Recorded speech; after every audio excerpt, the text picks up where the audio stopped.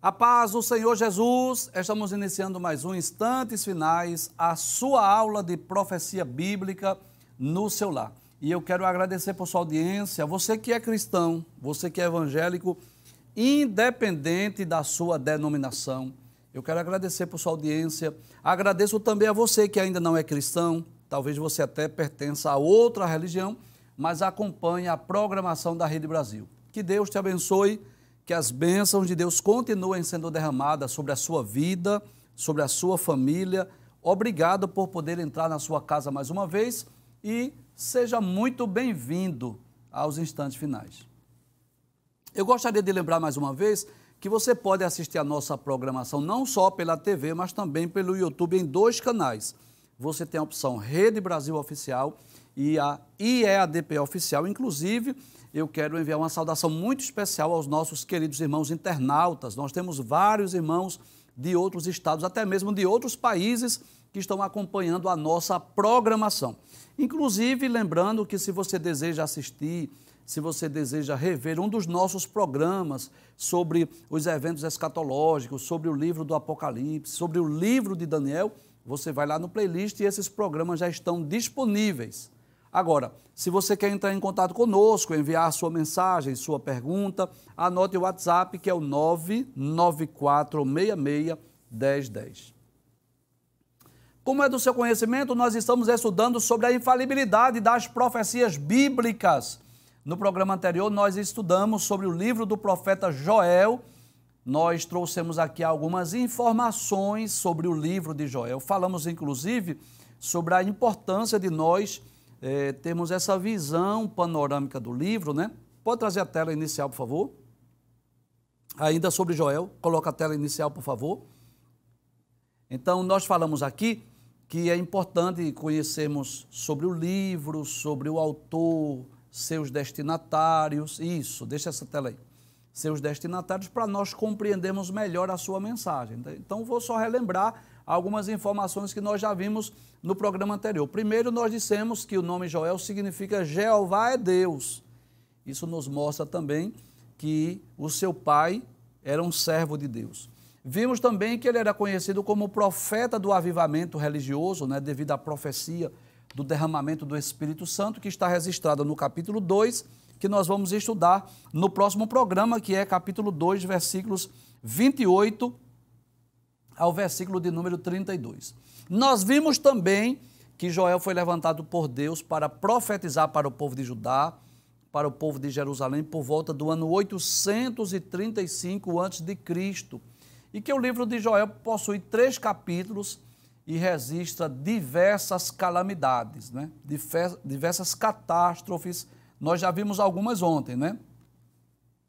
Ele fala sobre praga de gafanhotos, sobre seca, fome, incêndios, invasões militares, desastre dos céus, enfim, uma série de juízos que são descritos nesse livro.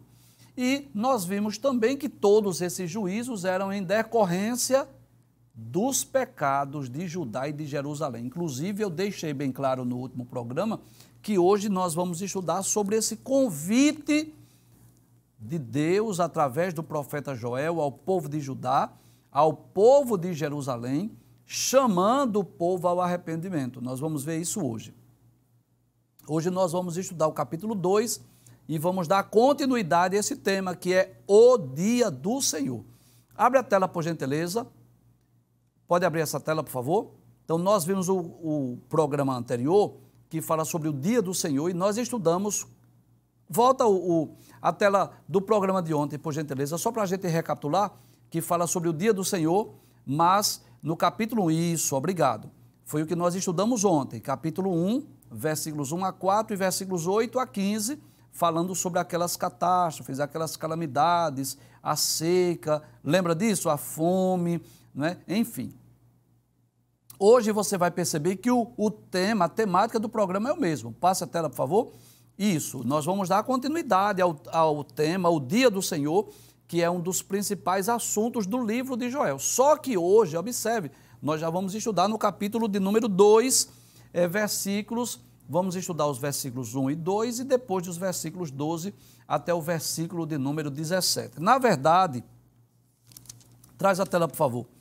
Se você está com a sua Bíblia, porque é muito importante que você esteja com a sua Bíblia em mãos, como eu estou com a minha, você vai perceber que a epígrafe do capítulo 1 diz: a terrível carestia causada pela locusta e pela seca. E você vai perceber que no capítulo de número 2 não tem uma epígrafe separando. Ou seja, é uma continuação, é uma continuidade dessa profecia do capítulo 1. E aí nós vamos observar que a temática principal do capítulo 1 são os juízos que são anunciados, e a temática principal do capítulo 2 é, além de anunciar outros juízos que estavam para sobrevir a Judá e a Jerusalém, é também um convite ao arrependimento. Então, abre a tela, por gentileza, vamos estudar o capítulo de número 2, versículos 1 e 2, e depois dos versículos 12 até o versículo de número 17. Ele diz assim: tocai a buzina em Sião. Primeiro eu gostaria de explicar o significado dessa frase. O que significa tocar a buzina em Sião? Traz a tela, por favor. Bem, é bom lembrarmos isso, que quando o povo hebreu ainda estava caminhando no deserto, com destino à terra de Canaã, Deus disse a Moisés que mandasse fazer cornetas ou trombetas, e aquelas cornetas deveriam ser tocadas em momentos específicos para chamar o povo, quer seja na ocasião de uma guerra, quer seja para uma reunião solene, quer seja para um dia de festa, enfim.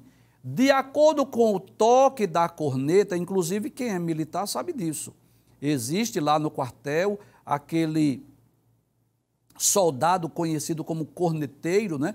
Que ele toca a sua corneta e, de acordo com o som, o militar sabe o significado. Se aquele toque é um toque para a alvorada, se é para o rancho, para a refeição, se é para entrar em forma, se é direita volver, esquerda volver, meia volta volver, enfim, o militar sabe o que eu estou dizendo. E Deus, em sua eterna sabedoria, como não havia, não é, sirenes na época, Deus disse aos hebreus que fizessem cornetas, e o toque da corneta era um chamamento, era um chamado.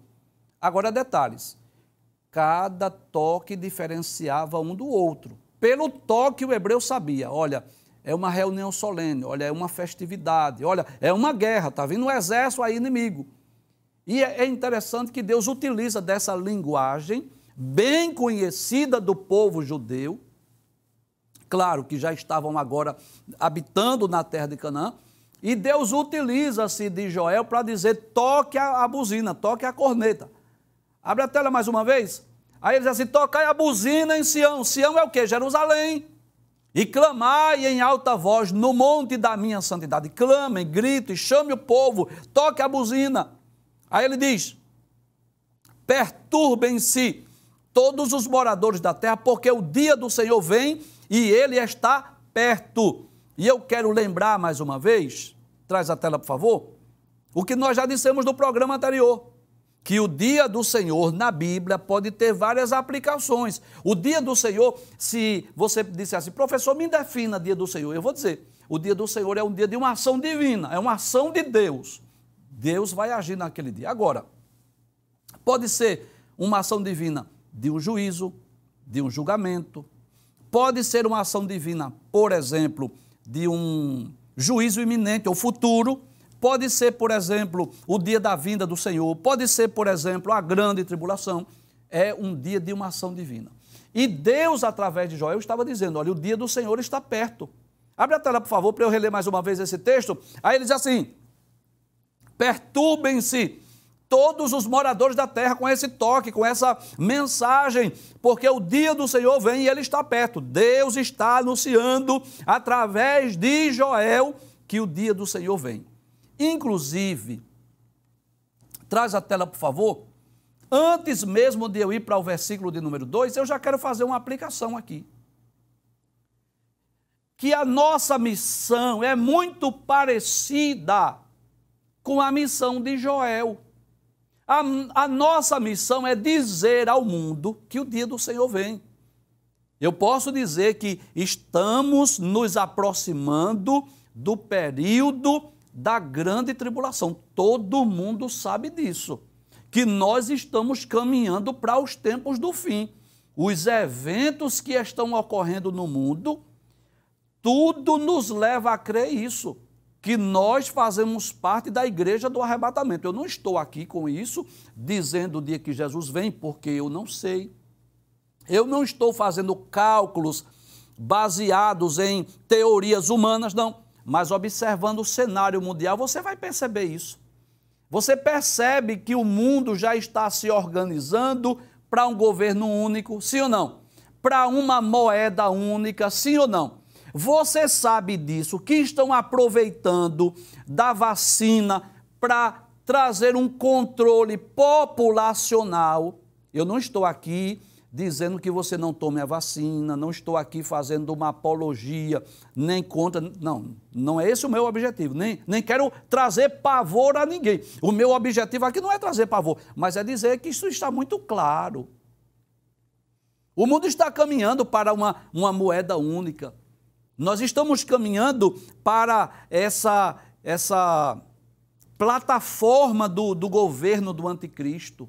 E você sabe disso, que depois do arrebatamento da igreja, o mundo vai enfrentar a grande tribulação. 3 séries de juízos divinos, 7 selos, 7 trombetas e 7 taças. Deus há de trazer juízo sobre esse mundo, você sabe disso, porque Deus é justo. Nós estamos vivendo ainda hoje, sabe o período que nós estamos vivendo? O período da longanimidade de Deus. Pedro fala sobre isso na sua segunda epístola, capítulo 3. Pedro diz assim, que nos últimos tempos viriam escarnecedores, andando segundo as suas concupiscências, e dizendo assim, onde está a promessa da sua vinda? Porque desde que nossos pais dormiram, que as coisas permanecem como estão. Aí Pedro vai justificar, dizendo lá no versículo 9, amados, não tenhamos a vinda do Senhor por tardia, mas Ele é longânimo para convosco, não querendo que alguns se percam, mas senão que todos venham a arrepender-se. Então, é o período da longanimidade, da paciência de Deus. Deus esperando que as pessoas se arrependam, mas não tenha dúvida disso. Eu posso dizer hoje o que disse Joel há cerca de 2.800 anos atrás. O dia do Senhor vem e Ele está perto, que é o dia de juízo, o dia do castigo, que será derramado sobre a terra durante os 7 anos da grande tribulação. Abre o texto agora, versículo de número 2. Aí ele diz assim, como será esse dia do Senhor? Ele começa a descrever detalhes, características. Ele diz, dia de trevas e de tristeza, dia de nuvens e de trevas espessas, como a alva espalhada sobre os montes, povo grande e poderoso. Ele está falando aí de uma invasão que viria sobre Judá e sobre Jerusalém. Povo grande e poderoso. Ele estava falando de quem? Dos caldeus, do povo lá da Babilônia.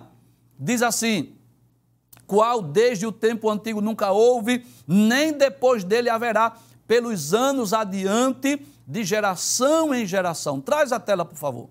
Eu posso dizer que a profecia de Joel, isso não é uma interpretação apenas do professor Givanildo. São os teólogos, os comentaristas, porque você sabe disso, que eu não vou me atrever a trazer um comentário de uma profecia sem estudar, não é? Você sabe disso. Primeiro nós lemos a Bíblia, nós recorremos a Bíblias de estudos, a comentários bíblicos, para nós podermos trazer aqui uma informação que não é uma interpretação particular do professor Givanildo, não, mas é o que é defendido pelos teólogos, pelos comentaristas bíblicos, pelos escritores. Você sabe disso, né? Então, os teólogos, eles são quase que unânimes em entender assim que a profecia de Joel, esse dia do Senhor, aponta para 2 períodos de cumprimento. Haveria um cumprimento específico para Judá e Jerusalém, no caso da invasão estrangeira, no caso aí da invasão por parte de Nabucodonosor, o rei da Babilônia, e há também uma aplicação futura apontando para o período sombrio da grande tribulação. Então eu posso dizer que esse dia do Senhor de Joel, em certo aspecto, fala de um juízo para Judá e para Jerusalém, mas em certo aspecto fala de um juízo futuro para a humanidade. Inclusive, no capítulo de número 2, o versículo de número 10 está muito claro isso, que não aponta só para Jerusalém, porque o texto diz assim: diante dele tremerá a terra, abalar-se-ão os céus, o sol e a lua se enegrecerão e as estrelas retirarão o seu resplendor.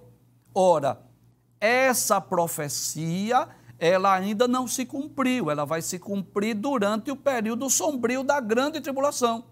Então eu posso dizer, sim, sem medo de errar, que essa profecia, em certo aspecto, já se cumpriu. Esse dia de densas trevas, em certo aspecto, se cumpriu com a invasão de Nabucodonosor, rei de Babilônia, com a leva do povo judeu lá para a Babilônia.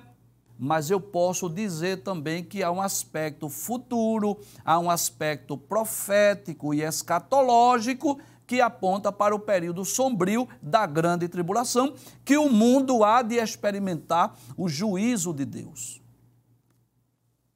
Você sabe disso, que essa pandemia que o mundo vem enfrentando aí há mais de um ano, você sabe que, infelizmente, a maldade do coração humano, a avareza do coração do homem, a ganância, você sabe disso, que provocaram a morte de milhares de pessoas. Proibiram o tratamento precoce com aquele discurso que não tem comprovação científica para que mais pessoas morressem. Porque quanto maior o número de óbitos, mais investimento do governo. Você sabe disso, né? Que as pessoas morreram de diversos problemas cardíacos, respiratórios, e os médicos colocaram lá, os legistas colocaram como Covid. E muita gente não teve oportunidade nem de fazer as despedidas lá do seu ente querido, porque lá no óbito colocaram como se fosse Covid, e muita gente morreu e não foi Covid, e você sabe disso. E pensando no Deus justo, naquele que está sentado num alto e sublime trono, eu pergunto, será que Deus não está vendo? Será que não haverá um dia de prestação de contas? E eu posso dizer isso com muita tranquilidade, que no dia do juízo final nós vamos presenciar, eu irei com os meus olhos presenciar o julgamento desses políticos corruptos, principalmente no Brasil, que aproveitaram a pandemia exatamente para enriquecer, para construir hospitais de campanha, para desviar verbas, para comprar produtos sem licitação. Você sabe disso. E se eles não se arrependerem, porque a única maneira de escaparem do juízo final é se eles vierem se arrepender dos seus pecados e confessar a Cristo como seu Salvador. Aí eles serão perdoados. Poderão até ser punidos, humanamente falando, mas os seus pecados serão perdoados. Mas se não se arrependerem, eles irão prestar conta diante de Deus no juízo final. Então, o mesmo Deus que no passado destruiu a humanidade com as águas do dilúvio, o mesmo Deus que destruiu as cidades de Sodoma e Gomorra, o mesmo Deus que expulsou os cananeus e deu a terra ao povo de Judá, o mesmo Deus que puniu seu povo, mandando as 10 tribos, reino do norte, para outras terras, e mandando o reino do sul, Judá e Benjamim, para a Babilônia, através de Nabucodonosor, é o mesmo Deus que vai exercer juízo. Eu já disse aqui, e eu diria que é uma das principais temáticas do nosso programa, que Deus é amor, bondade, longânimo, misericordioso, mas Deus também é justo. E Deus tem o tempo determinado para chamar os homens à prestação de contas. Sabia disso? que Deus tem um tempo determinado e naquele dia, o dia do julgamento, o dia do juízo final, você sabe disso, que ninguém vai poder mandar representante, ninguém vai poder recorrer a processos meramente, a recursos, digamos, né, meramente protelatórios, ninguém vai poder ligar com antecedência para o juiz, para subornar, para oferecer presente, ninguém vai poder mentir, ninguém vai poder levar falsas testemunhas, você sabe disso. E esse dia, sem dúvida, virá. Deus irá punir os homens duas vezes. Primeiro, através do juízo, do julgamento da grande tribulação. A ira de Deus que será derramada sobre a terra. Se você ler capítulo 6, versículos 12 a 17 do livro do Apocalipse, você vai entender isso. O grande dia da sua ira, que os homens vão se esconder nas montanhas, nas cavernas, e vão dizer às rochas, caí sobre nós, e escondei-nos do rosto daquele que está assentado sobre o trono e da ira do Cordeiro. Os homens vão reconhecer isso. Mas esse juízo, ele é temporário. É um período de 7 anos, mas virá um juízo ainda maior, que é o fogo do inferno, que é o juízo final, que ocorrerá, o fogo do inferno, ou do lago de fogo, que ocorrerá após o juízo final. Então, Joel estava anunciando o dia do Senhor, que no livro de Joel tem 2 aplicações. E eu posso dizer assim, parte dessa profecia já se cumpriu, quando o povo foi levado para a Babilônia. E parte dessa profecia vai se cumprir no futuro, na ocasião da grande tribulação. Abre a tela mais uma vez. Como será esse dia do Senhor? Aí ele começa a dizer, pode abrir a tela, por favor. Ele vai dizer que é dia de trevas, dia de tristeza, dia de trevas espessas. O que mais? Ele vai dizer assim, um exército, um povo grande e poderoso, falando da invasão estrangeira. Aí ele diz, qual desde o tempo antigo nunca houve, nem depois dele haverá, pelos anos adiante, de geração em geração. Versículo de número 12, abre o texto. Pode passar a tela, por favor. Aí ele diz assim, ainda assim, agora mesmo, diz o Senhor. Olha aí o convite de Deus ao arrependimento. Traz a tela, por favor. Ninguém pode dizer que é inocente diante de Deus. Você sabe disso, né? Que Deus deixou provas para que ninguém diante de Deus no juízo final diga assim, Senhor, eu sou inocente, ou eu não sabia, ou eu não conhecia. Não, de alguma forma. Deus é muito claro, Deus é muito detalhista. Deus usa o profeta, anuncia o juízo, diz o que vai ocorrer, ele diz o que vai fazer e Deus dá oportunidades. Deus chama os homens ao arrependimento. Deus deu oportunidade ao povo judeu. O povo judeu vai para o inferno se quiser, mas falta de oportunidade não foi. Porque Deus levantou os profetas, chamando-os ao arrependimento, denunciando os seus pecados, anunciando o juízo. Abre a tela, por favor. Você lembra que no programa anterior eu falei sobre isso? No programa anterior eu disse, eu vou falar no próximo programa sobre o convite de Deus ao arrependimento. Vamos ler alguns textos? Abre a tela, por favor. Versículo 12.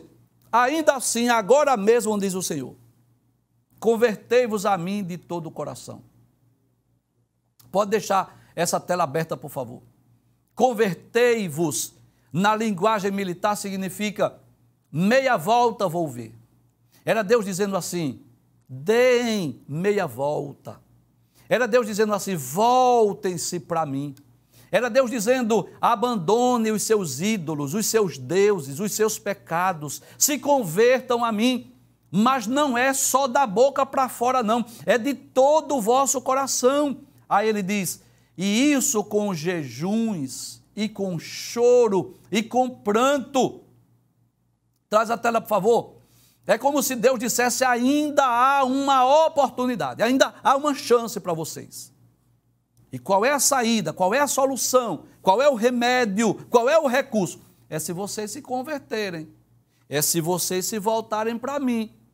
Mas não é da boca para fora, tem que ser de coração, tem que ser com choro, com lágrima, com jejum, com pranto. Se vocês se converterem, eu posso mudar a vossa sentença. Abre a tela, por favor, pode passar o texto. Versículo de número 13. Aí ele diz assim, pode deixar aberta, por favor, versículo 13. Aí Deus diz através de Joel, e rasgai o vosso coração e não as vossas vestes. Professor, o senhor pode me explicar isso? Posso sim. Eu vou lhe explicar o que significa isso. Traz a tela, por favor. É que às vezes, você sabe disso, é que o rasgar as vestes para o povo judeu significa luto, pranto, choro, quebrantamento, arrependimento. O rasgar as vestes, eu diria que é uma atitude externa, mas é reflexo do que está se sentindo internamente ou interiormente. Em outras palavras, quem rasgava as vestes é quem estava triste, chorando, arrependido. Mas que coisa interessante, Deus vai dizer ao povo judeu através de Joel, rasgai o vosso coração e não as vossas vestes. Sabe o que Deus estava dizendo? Não adianta você rasgar as vestes se você não rasgar o coração, se você não tiver arrependido.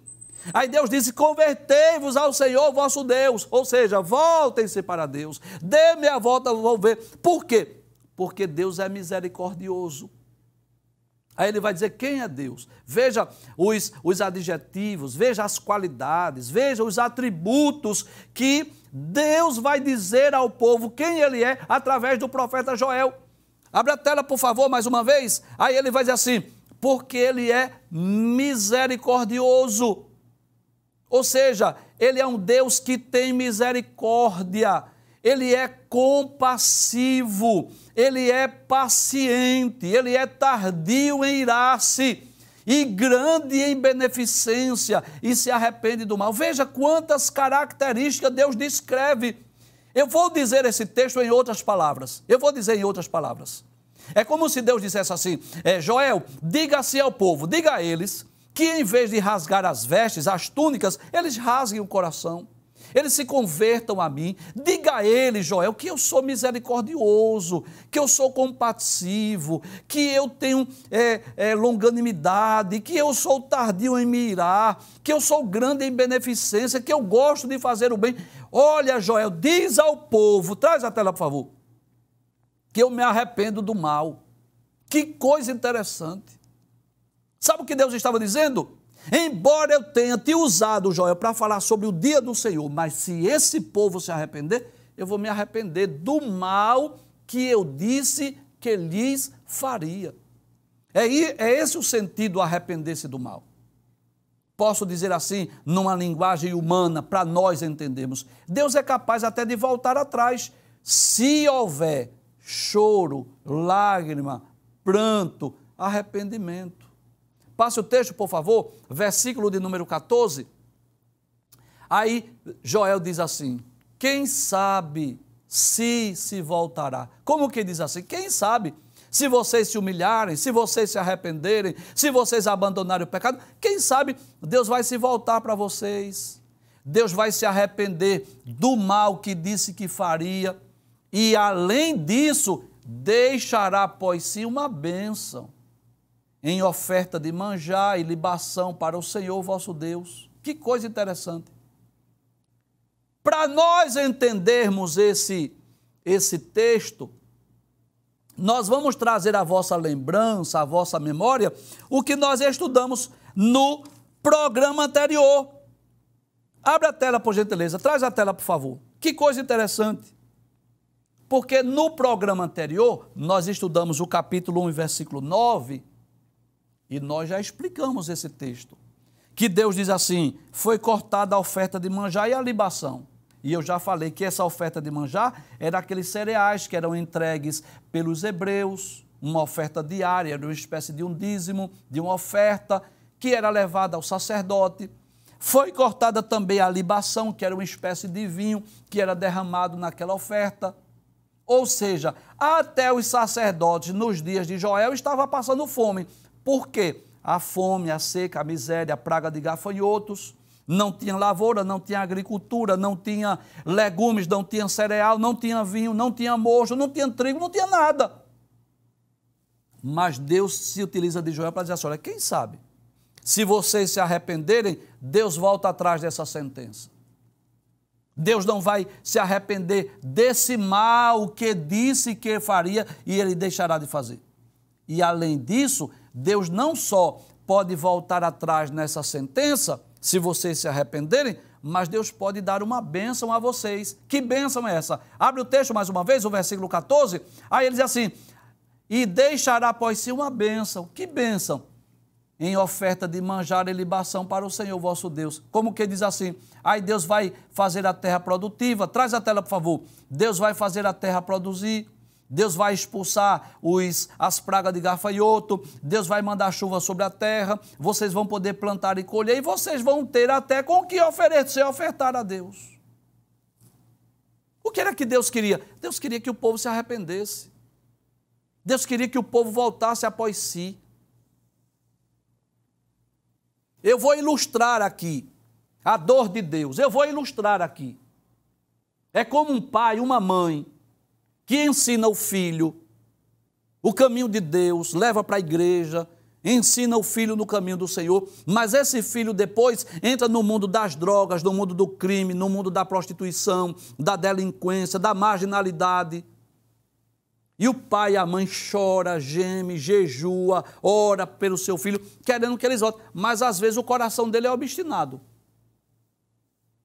A mãe ora, chora, geme, clama, faz a sua parte. Mas às vezes o coração dele é obstinado. É mais ou menos isso que Deus está sentindo. Deus está querendo trazer o seu povo para perto de si, abraçá-los mais uma vez, abençoá-los mais uma vez. Só que, infelizmente, eles estão se dispersando de Deus. Abre a tela, por favor. Passe o texto, o versículo de número 15. Aí diz assim o versículo de número 15. Mais uma vez, Deus diz, através de Joel, ao povo de Judá: tocai a buzina em Sião. Dê aquele toque, corneteiro, dê aquele toque que o povo vão saber, esse toque agora. Essa buzina, essa corneta que está tocando é algo específico. É um chamado a um jejum. Vamos aproveitar, vamos passar um dia em jejum, vamos deixar de nos alimentar, vamos proclamar um dia de proibição. Olha, ninguém trabalha, ninguém realiza nenhum trabalho. Vamos jejuar, vamos nos congregar. Congregar o povo é reunir. Santificai a congregação. Ajuntai os anciãos, congregai os filhinhos, ou seja, adulto, criança, os que mamam, até os menininhos de colo, que ainda estão mamando, traga todos para cá, para essa reunião solene. O noivo que está lá na lua de mel, saia de lá da sua recâmara, a noiva, deixe lá as suas núpcias, interrompa as suas núpcias e venha para cá, para jejuar, para buscar a Deus. O que é isso? Você sabe o que é isso? É o último chamado de Deus ao arrependimento. Deus está querendo o quê? Choro, lágrima, gemido. Deus está querendo que o povo se converta, se arrependa. Passe o texto, o versículo 17. Que é o último texto que vamos estudar. Deus está chamando os sacerdotes, a liderança religiosa de Israel. Chorem os sacerdotes, ministros do Senhor, entre o alpendre e o altar. Vocês que estão lá no templo, entre o alpendre e o altar, e digam assim: poupa o teu povo ao Senhor. Olha que coisa interessante. Deus está dizendo aos sacerdotes, que eram os intercessores: ore, interceda pelo povo e digam a Deus: poupa o teu povo ao Senhor. E não entregues a tua herança ao opróbrio. Professor, o que é opróbrio? É vergonha, é desprezo. Para que as nações façam escárnio dele. Porque diriam entre os povos: onde está o seu Deus? Sabe o que é que Deus está dizendo através de Joel?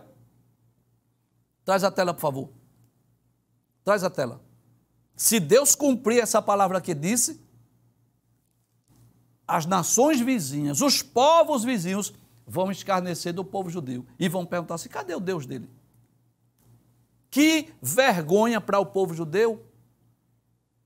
Um povo que recebeu de Deus tantas dádivas, um povo que recebeu de Deus tantas bênçãos, que Deus abriu o mar vermelho, que Deus mandou maná diariamente, coluna de nuvem de dia, coluna de fogo de noite, que Deus deu vitória sobre os amalequitas, que tornou as águas de Mara em águas doces, que fez sair água da rocha, que deu vitória sobre os seus inimigos, que deu-lhes a terra de Canaã, que deu a orientação para que o povo construísse o templo lá em Jerusalém, prometeu abençoá-los e dar aquela terra por todo o tempo. Agora, por causa do pecado do povo, por causa dos pecados da nação, o que foi que ocorreu?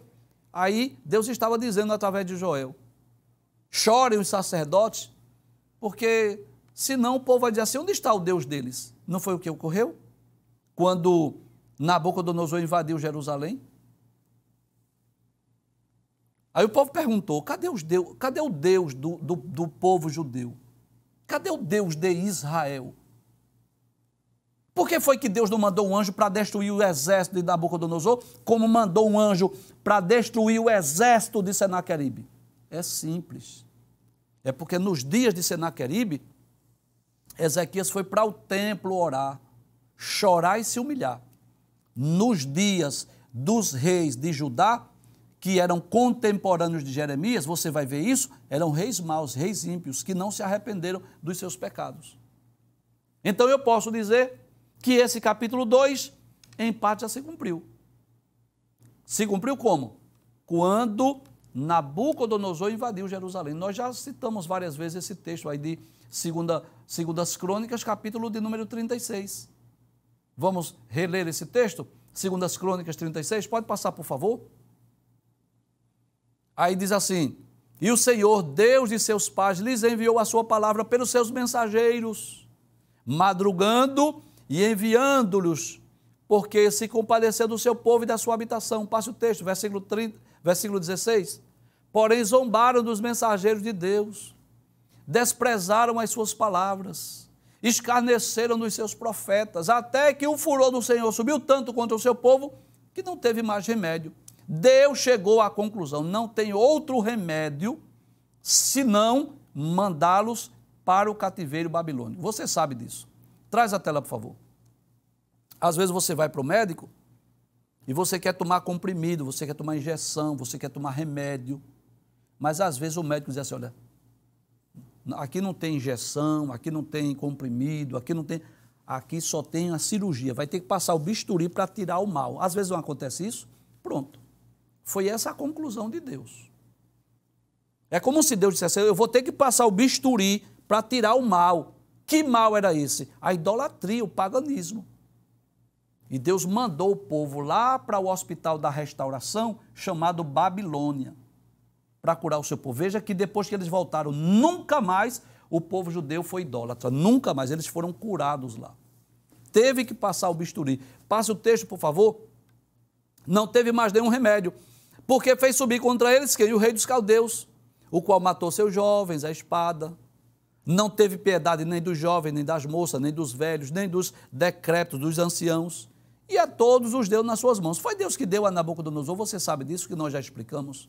Versículo de número 18, aí diz: e todos os utensílios da casa de Deus, grandes e pequenos, e os tesouros da casa do Senhor, e os tesouros do rei e seus príncipes, tudo levou para a Babilônia, até mesmo os utensílios do templo. Passe o texto, por favor, versículo 19.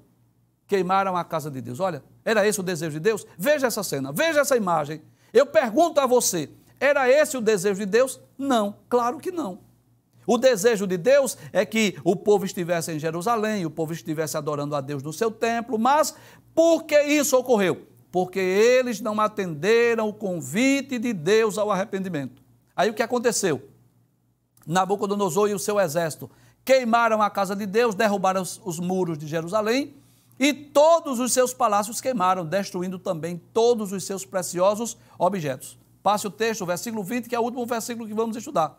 E os que escaparam da espada levou para a Babilônia e fizeram-se servos dele e de seus filhos até o tempo do rei da Pérsia, ou seja, até que os 70 anos se cumpriram. Traz a tela, por favor. Então, eu falei aqui no início do programa que essa profecia ela tem 2 períodos de cumprimento. O primeiro já ocorreu. Invasão estrangeira. Nabucodonosor levou o povo para Babilônia. mas há um aspecto ainda futuro desse dia do Senhor, que é exatamente o período sombrio da grande tribulação. Nós não sabemos quando vai se cumprir. Nós não podemos dizer a data ou o período, mas sabemos sim que nós já estamos vivendo hoje esse tempo da preparação dessa plataforma. Observe isso, que o mundo já está se dividindo em blocos econômicos, que o mundo já sente a necessidade de um governo único, que nós estamos caminhando para uma moeda única. Isso é um período que eu diria de plataforma para a ascensão do governo do anticristo. E será exatamente durante o período do governo do anticristo que Deus há de derramar a sua ira sobre os homens durante os 7 anos de tribulação.